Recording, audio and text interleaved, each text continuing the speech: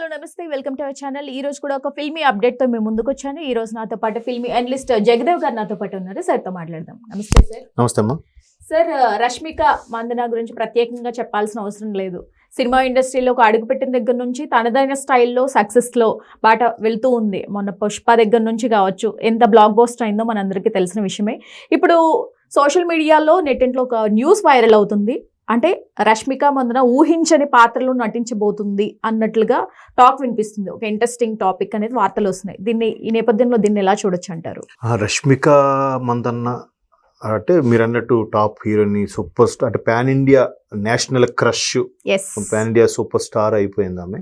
వరుసగా ఇది గీత గోవిందం నుంచి కూడా పట్టిందంతా బంగారమే. చావా, మీరు అన్నట్టు పుష్ప 1, పుష్ప 2, ఇంకా చాలా సరిలేరు నీకెవరు, ఏ సినిమాలు ఉన్నా అది హిట్ అయిపోతుంది కదా. అంటే ఇండస్ట్రీలో అదొక గోల్డెన్ హ్యాండ్, గోల్డెన్ లెగ్ అని కొన్ని సెంటిమెంట్స్ ఉంటాయి. అయితే ఇక్కడ ఈమె ఇప్పుడు ఒక బాలీవుడ్ మూవీని కృతి సనన్ ఈమె కలిసి చేస్తున్నారు. అదే మన షాహిద్ కపూర్ హీరోగా పార్ట్ 2 ఏదో ఉంది. దానికి అందులో వీరిద్దరు హీరోయిన్లుగా ఉంటున్నారు. ఏంటి వీళ్ళిద్దరు హీరోయిన్లు అంటే, ఇద్దరు ఆడవాళ్ళు ప్రేమించుకుంటారు. దాన్ని ఏమంటారు, లెస్బియనిజం ఏదో అంటారు. సో అట్లాగా ఈ పాత్ర చేయబోతున్నారట. అంటే టాప్ హీరోయిన్లు చేయబోతున్నారు కాబట్టి అది పెద్ద గొప్పగా చెప్పుకుంటున్నాం. కానీ ఇప్పుడు అనుష్క లాంటి వాళ్ళు వేసి క్యారెక్టర్ చేశారు వేదంలో. తర్వాత మంచు లక్ష్మి, తర్వాత హనీ రోజ్, మోహన్ లాల్ గారి సినిమా ఒకటి ఉంటుంది మాన్స్టర్ అని. అందులో వాళ్ళిద్దరూ అంటే ఆడవాళ్ళు మనం చాలా చూసాం కదా, ఇష్టపడి పెళ్లి చేసుకున్న సందర్భాలు, ఆడవాళ్ళకు పెళ్లి చేసుకోవడం. సో అట్లా అందులో కూడా వాళ్ళిద్దరూ కలిసి పెళ్లి చేసుకోవాలనుకోవడం, అడ్డొచ్చిన వాళ్ళని చంపాలనుకోవడం. సో ఇక్కడ కూడా వీళ్ళిద్దరూ ఆడవాళ్ళు కలిసి ప్రేమికులుగా మారబోతున్నది ఒక స్టోరీ. దాంట్లో ఈమె యాక్ట్ చేయబోతుందంట. నాకు తెలిసి ఒక 2 years బ్యాక్ ఎప్పుడో మన తెలుగు యాక్ట్రెస్ తమిళ్లో బాగా ఫేమ్ అయ్యారు అంజలి కూడా అట్లాంటి క్యారెక్టర్ ఏదో చేశారు. బట్ ఇంకా అది రిలీజ్ అయిందో లేదో నాకు తెలియదు.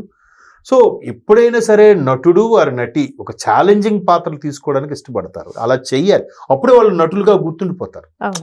ఎంతసేపు గ్లామరస్ పాత్రలు, హీరోయిన్ గా ఏదో 4 పైసలు వస్తున్నాయి బాగుంది అనుకుంటే ఎంతవరకు కరెక్ట్. అలా అనుకుంటే రష్మిక రీసెంట్ గా గర్ల్ ఫ్రెండ్ చేశారు. అది కూడా మంచి, అంటే ఛాలెంజింగ్ రోల్.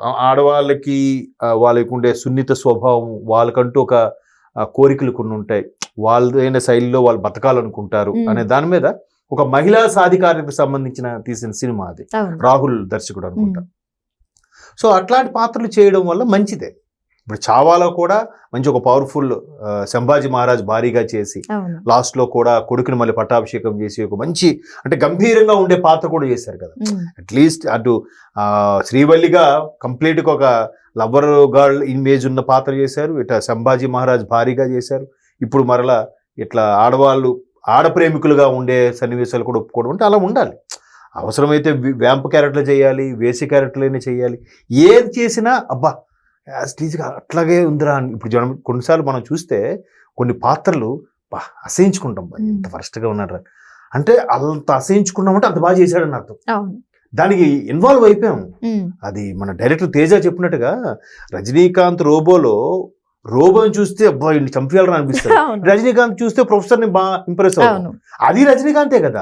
అంటే జనాల్ని ఎలా మెస్మరైజ్ చేశారు సూపర్ స్టార్ రజనీ. సో నటుడికైనా నటికైనా అలాంటి పాత్రలు రావడం మంచిది, ఛాలెంజింగ్ కూడా ఉంటుంది. వాళ్ళకు కూడా అబ్బా మా కెరీర్లో ఒక మంచి పాత్ర చేశాము అనే తృప్తి కూడా ఉంటుంది.